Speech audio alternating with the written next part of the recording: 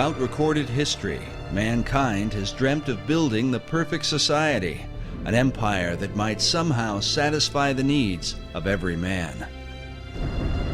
An ancient legend casts the shadows of one such society that is said to have existed long ago. 2,500 years ago, the Greek philosopher Plato set down a dialogue called the Critias. He recounted the story of an ancient Greek poet and statesman named Solon. Solon had journeyed to Egypt in search of wisdom to help the government of his beloved Greece. The Greeks had been beset with factions and troubles, so Solon took counsel from the priests of the city of Sais. An old priest told him, "O Solon, Solon, you Greeks are never anything but children. There is no old opinion handed down among you, nor any science that is white with age." The old priest then proceeded to tell him the story of the lost city of Atlantis. In the centuries that would follow, scholars and researchers have debated whether Plato's Atlantis was intended to be an account of real history or simply an allegorical myth.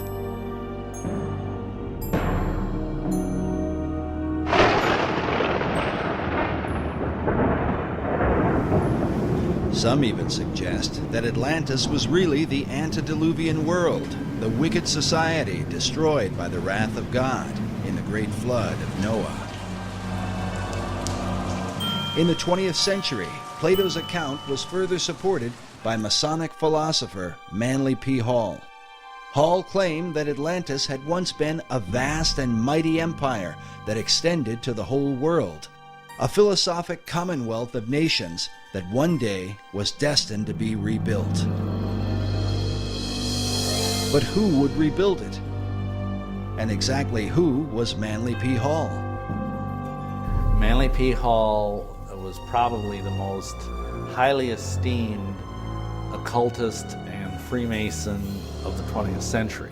He understood the secrets of the ages long before he ever joined the Mason. Was really the foremost authority on the occultist side of Freemasonry, the deep, dark side of Freemasonry, the one that most Masons never ascend to. I can't really think of anybody close to him. Manly P. Hall was one of the leading people within this whole other world that we talk about.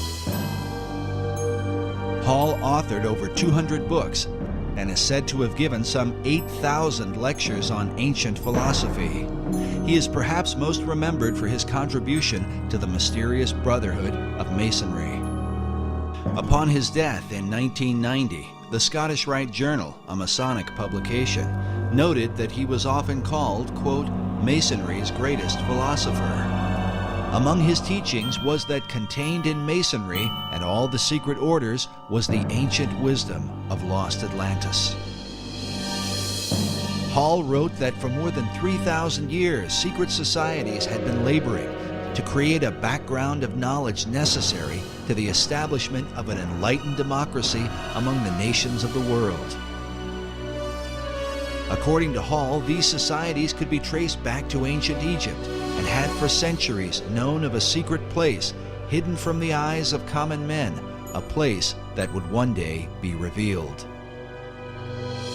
In the 17th century, as settlers were colonizing the New World, Sir Francis Bacon, the leader of secret societies in England, set down his classic work, The New Atlantis.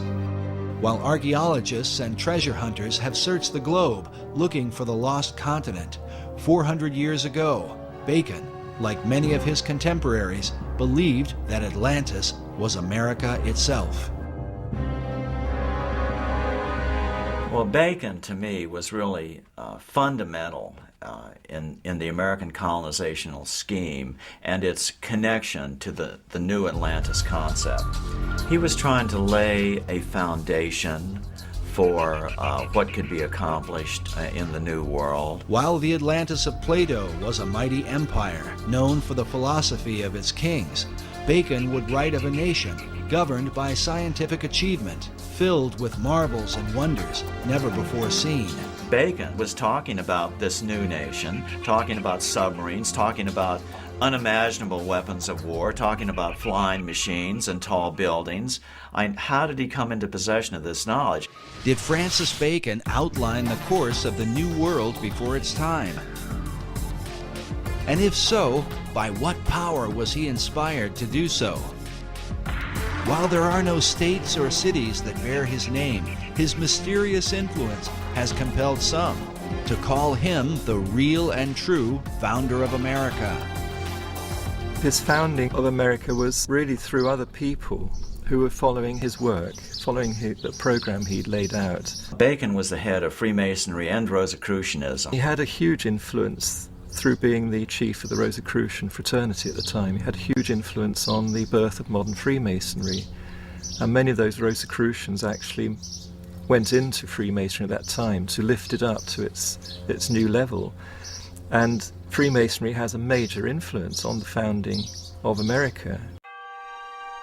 While many of the early settlers came to work the land for the cause of religious freedom, there were with them secret societies who came to the New World with another agenda. Secret societies came to America shortly after the Pilgrims arrived, and they were sent by a man named Sir Francis Bacon. You get this very strange mixture of people, many of whom understood even then the advantage, spiritually and otherwise, to having secret orders. Unless you understand the influence of the occult societies on the development of America, on the establishment of America, upon the course of America, why you get completely lost studying our history. And they were the ones through which this work was being put into operation in England, in Europe, and eventually in America and the world. So that America then could be used to lead the world into the philosophic empire. You understand that America was founded by Christians as a Christian nation. However, there were always those people on the other side who wanted to use America, use our military power and our financial power to establish enlightened democracies throughout the world and restore lost Atlantis. Yeah, maybe Bacon had it right. Maybe Atlantis is not something yet to occur, but maybe it's occurring right now in America. In his lifetime, Sir Francis Bacon referred to himself as the herald of a new age. He promoted a new universal order for the whole world. Can this be what early American founders referred to with the words Novus Ordo Seclorum, the new order of the ages? And does this vision affect America today? When our founders declared a new order of the ages, they were acting on an ancient hope that is meant to be fulfilled.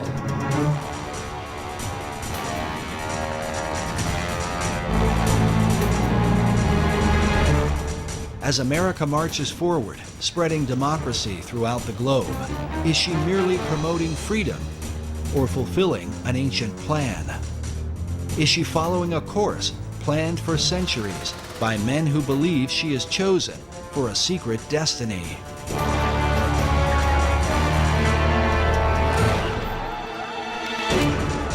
To understand the present and possibly the future, we look into the past as we unfold the secret mysteries of America's beginnings.